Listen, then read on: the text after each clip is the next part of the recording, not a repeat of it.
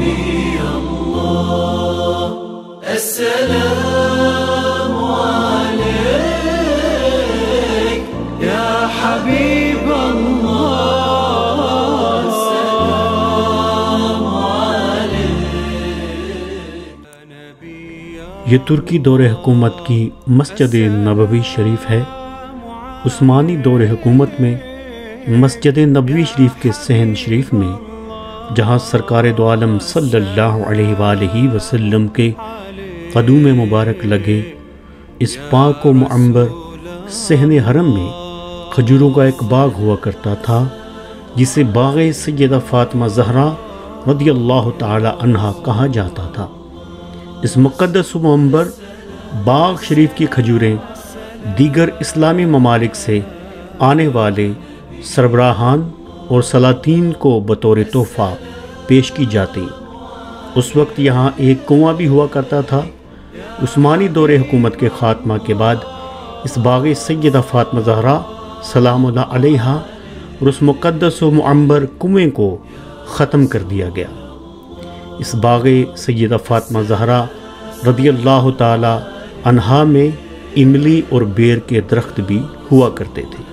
رسول اللہ صلی اللہ علیہ وآلہ وسلم کے مدنی دور میں یہ حصہ مسجد کے باہر بالکل مسجد کی دیوار سے لگا ہوا تھا اور اس زمانے میں یہ چھوٹا سا کھجور کا باغ یہاں موجود تھا.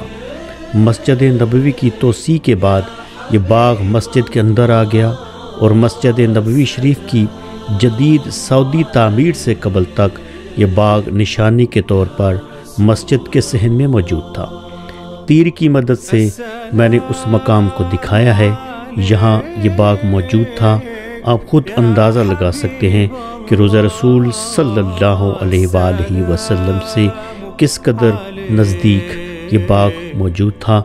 آج کل زائرین اور حجاج اس مقام پر صفے بناتے ہیں اور نماز پڑھتے ہیں، لیکن ان میں سے شاید کسی کو معلوم ہی نہ ہو کہ اس مقام پر رسول اللہ صلی اللہ علیہ وآلہ وسلم کی حیات مبارکہ میں ایک چھوٹا سا کھجور کا باغ تھا.